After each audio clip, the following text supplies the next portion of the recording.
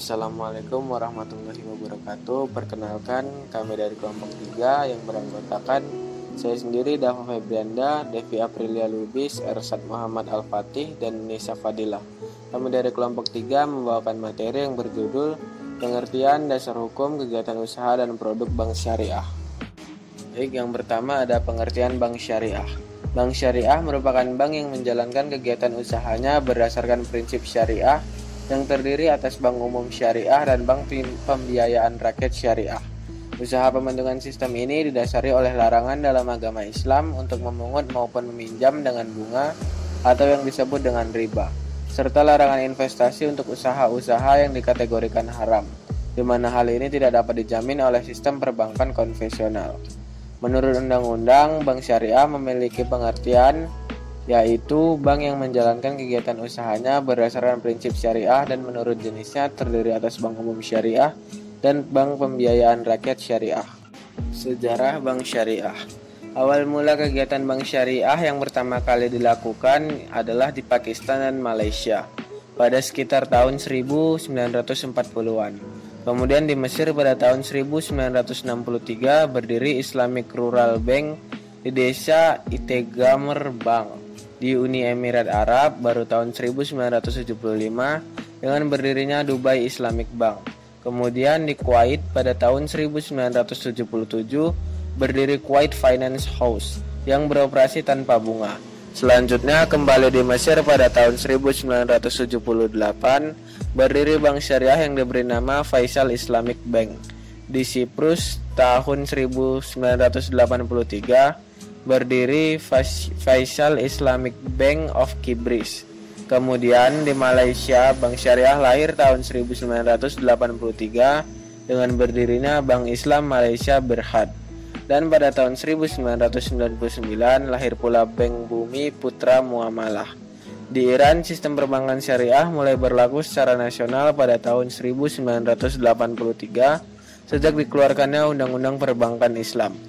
Kemudian di Turki, negara yang berideologi sekuler bank syariah, lahir tahun 1984, yaitu dengan hadirnya Dar al-Ma'al al-Islami serta Faisal Finance Institution dan mulai beroperasi tahun 1985. Kehadiran bank yang berdasarkan syariah di Indonesia masih relatif baru, yaitu baru pada awal tahun 1990-an. Meskipun masyarakat Indonesia merupakan masyarakat muslim terbesar di dunia, prakarsa untuk mendirikan bank syariah di Indonesia dilakukan oleh Majelis Ulama Indonesia pada 18-20 Agustus 1990. Bank syariah pertama di Indonesia merupakan hasil kerja tim perbankan MUI, yaitu dengan dibentuknya PT Bank Muamalat Indonesia yang akte pendiriannya ditandatangani tanggal 1 November 1991. Untuk materi selanjutnya ialah fungsi dan ciri-ciri bank syariah. Fungsi bank syariah yaitu yang pertama manajer investasi. Bank syariah merupakan manajer investasi dari pemilik dana yang dihimpun. Karena besar kecilnya pendapat atau bagi hasil yang diterima oleh pemilik dana yang dihimpun sangat tergantung pada keahlian, kehati-hatian, dan profesionalisme dari bank syariah.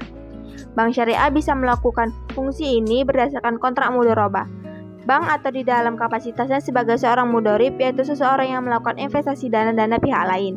Yang kedua ada investor. Bank syariah menginvestasikan dana yang disimpan pada bank tersebut atau dana pemilik bank maupun dana rekening investasi dengan jenis dan pola investasi yang sesuai dengan syariah investasi yang sesuai dengan syariah tersebut meliputi akad mudharabah, sewa menyewa, musyarakah, akad mudharabah, akad salam atau istisna, pembentukan perusahaan, dan lain-lain. Yang ketiga ada jasa keuangan. Dalam menjalankan fungsi ini, bank syariah tidak jauh berbeda dengan bank konvensional, seperti memberikan pelayanan keliling, transfer, inkaso, pembayaran gaji, dan sebagainya. Hal ini dapat dilakukan asal tidak melanggar prinsip-prinsip syariah. Bank syariah juga menawarkan berbagai jasa keuangan lainnya untuk memperoleh imbalan atas dasar-dasar agensi kontrak atau sewa. Contohnya letter of granting, transfer, atau letter of credit. Yang keempat ada fungsi sosial. Konsep perbankan syariah mengharuskan bank-bank syariah memberikan pelayanan sosial baik melalui card atau pinjaman kebajikan atau zakat dan dana sumbangan sesuai dengan prinsip-prinsip Islam. Di samping itu, konsep perbankan Islam juga mengharuskan bank-bank Islam untuk memainkan peran penting dalam pengembangan sumber daya manusianya dan memberikan kontribusi bagi kesejahteraan sosial. Ciri-ciri bank syariah. Yang pertama, bagi hasil keuntungan disepakati pada waktu akad perjanjian, diwujudkan dalam bentuk persentase yang biasanya tidak kaku atau bebas melakukan tawar-menawar dalam batas wajar. Yang kedua, penggunaan persentase tetap dalam pembayaran dihindarkan karena persentase tetap bersifat melekat pada sisa hutang meskipun batas waktu perjanjian telah berakhir. Yang ketiga, dalam kontrak pembiayaan tidak menetapkan perhitungan berdasarkan nominal pembiayaan yang ditetapkan di muka, karena untung rugi suatu proyek baru diketahui setelah proyek selesai. Yang keempat, ada Dewan Pengawas Syariah yang mengawasi operasional bank dari sudut syariah. Untuk materi selanjutnya ialah dasar-dasar hukum bank syariah. Undang-Undang Nomor 10 Tahun 1998 tentang perubahan atas Undang-Undang Nomor 7 Tahun 1992 tentang Perbankan Pasal 1 Ayat 3 menetapkan bahwa salah satu bentuk usaha bank adalah menyediakan pembiayaan dan atau melakukan kegiatan lain berdasarkan prinsip syariah sesuai dengan ketentuan yang ditetapkan oleh Bank Indonesia. Pasal ini merupakan revisi terhadap masalah yang sama pada Undang-Undang Nomor 7 Tahun 1992 tentang Perbankan Pasal 6 huruf M yang menetapkan bahwa salah satu bentuk usaha bank umum adalah menyediakan pembiayaan bagi nasabah berdasarkan prinsip hasil sesuai dengan ketentuan yang ditetapkan dalam peraturan pemerintah. Secara umum, dengan diundangkannya UU Nomor 10 Tahun 1998 tersebut, posisi bank bagi hasil ataupun bank atas dasar prinsip syariah secara tegas telah diakui oleh undang-undang. Produk-produk bank syariah. Yang pertama ada Al-Wadi'ah atau simpanan. Al-Wadi'ah merupakan titipan atau simpanan pada bank syariah prinsip, dan Al-Wadi'ah merupakan titipan murni dari suatu pihak ke pihak lain, baik perorangan maupun badan hukum yang harus dijaga dan dikembalikan kapan saja bila penitip mengkehendaki. Penerima simpan disebut Yad al-Amanah, yang artinya tangan amanah.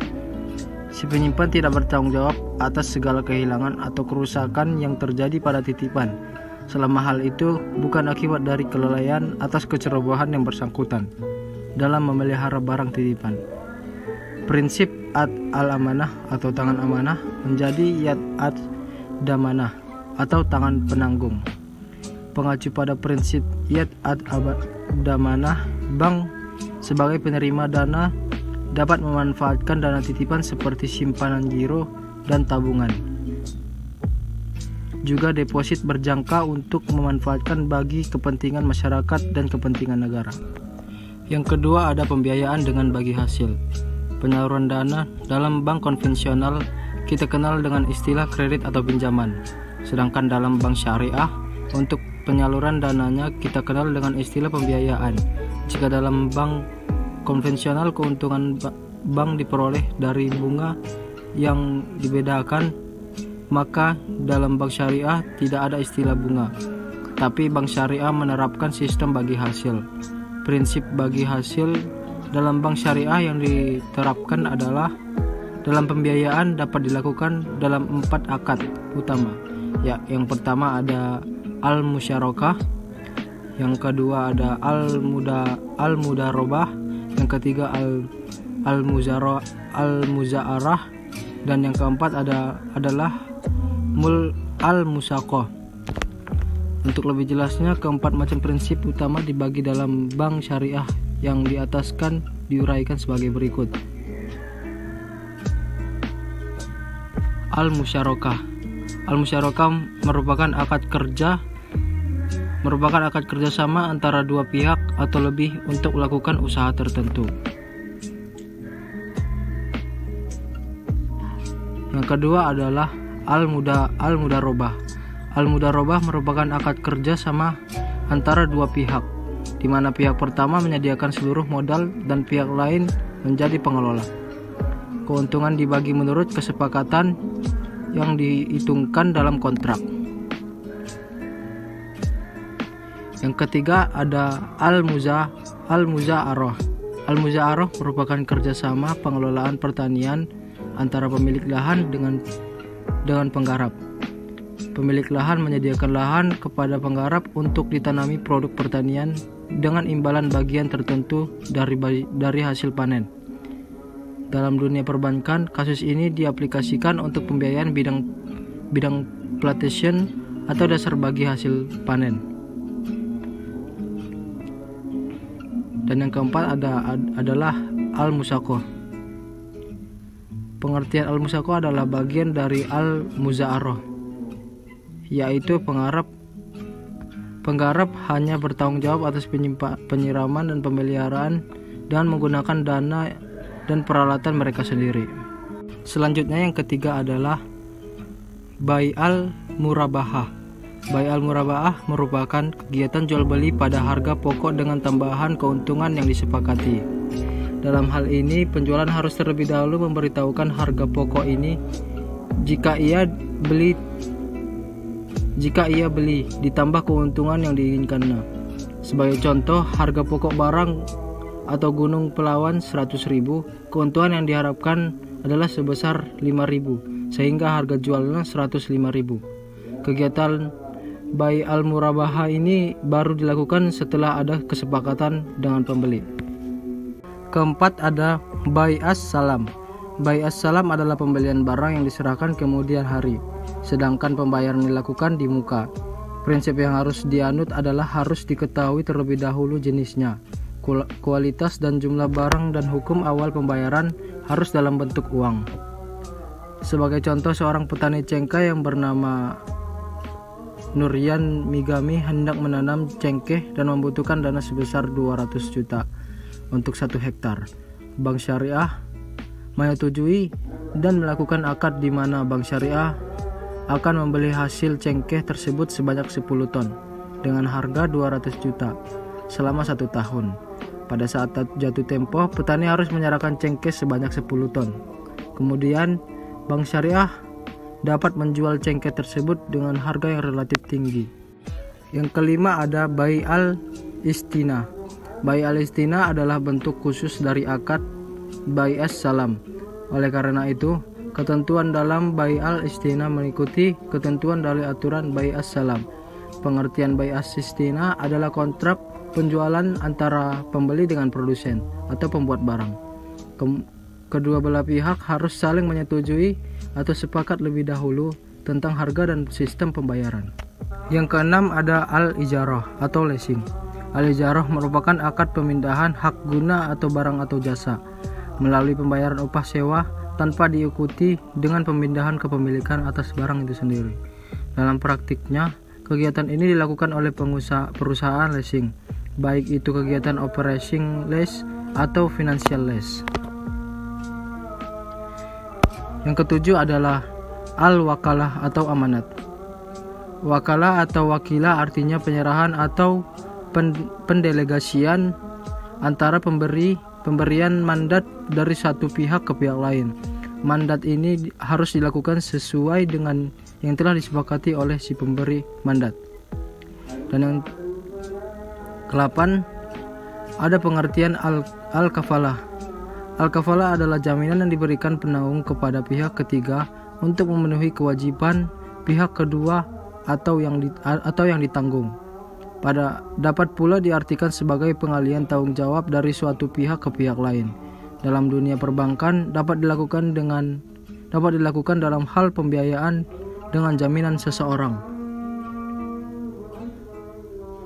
Yang ke-9 ada al-hawalah.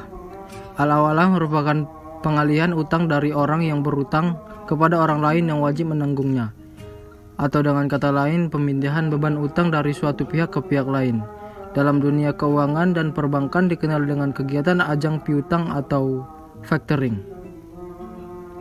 Dan yang ke-10 ada arran. Arran adalah kegiatan menahan salah satu harta milik si peminjam dengan pinjaman atas pinjaman yang diterimanya. Kegiatan seperti ini dilakukan seperti jaminan utang atau gadai. Perkembangan Bank Syariah di Indonesia. Gagasan untuk mendirikan Bank Syariah di Indonesia sebenarnya sudah muncul sejak pertengahan tahun 1970-an. Hal ini dibicarakan pada Seminar Nasional Hubungan Indonesia Timur Tengah pada 1974 dan pada tahun 1976 dalam seminar internasional yang diselenggarakan oleh Lembaga Studi Ilmu-Ilmu Kemasyarakatan atau LSIK dan Yayasan Bhinneka Tunggal Ika. Namun ada beberapa alasan yang menghambat terrealisasinya ide ini. Gagasan mengenai bank syariah itu muncul lagi sejak tahun 1988 di saat pemerintah mengeluarkan paket kebijakan Oktober atau Pakto yang berisi liberalisasi industri perbankan. Para ulama waktu itu berusaha untuk mendirikan bank bebas bunga, tapi tidak ada satupun perangkat hukum yang dapat dirujuk. Setelah adanya rekomendasi dari Lokakarya Ulama tentang bunga bank dan perbankan di Cisarua, Bogor, tanggal 19 sampai 22 Agustus 1990, yang kemudian dibahas lebih mendalam pada Musyawarah Nasional 4 Majelis Ulama Indonesia yang berlangsung di Hotel Said Jaya, Jakarta, tanggal 22 sampai 25 Agustus 1990. Dibentuklah kelompok kerja yang untuk mendirikan bank syariah di Indonesia. Bank Muamalat Indonesia adalah bank syariah pertama di Indonesia yang lahir sebelum lahirnya Undang-Undang Nomor 7 Tahun 1992. BMI lahir sebagai hasil kerja tim perbankan MUI. Perbankan syariah mengalami pertumbuhan pesat. Dari tahun 1992 sampai 1999, hanya ada satu bank umum syariah di Indonesia, yaitu Bank Muamalat Indonesia atau BMI. Kemudian dari tahun 2000 sampai 2003 bank umum syariah bertambah satu, yaitu Bank Syariah Mandiri atau BSM. Kemudian dari tahun 2004 sampai 2007 bank umum syariah bertambah satu lagi, yaitu Bank Syariah Mega Indonesia atau BSMI. Pada tahun 2008 bertambah dua bank umum syariah, yaitu Unit Usaha Syariah yang melakukan spin-off atau BRI Syariah dan Bank Syariah Bukopin. Pada tahun 2009 bertambah satu lagi bank umum syariah di Indonesia, yaitu BNI Syariah. Pada tahun 2010 sampai sekarang terjadi perkembangan yang pesat dengan pertambahan 6 bank umum syariah di Indonesia, yaitu BJB Banten Syariah, Bank Victoria Syariah, Bank Panin Syariah, BCA Syariah, Mai Bank Syariah Indonesia, BTPN Syariah. Tepat pada tanggal 1 April 2021, Presiden Joko Widodo meresmikan PT Bank Syariah Indonesia atau BSI.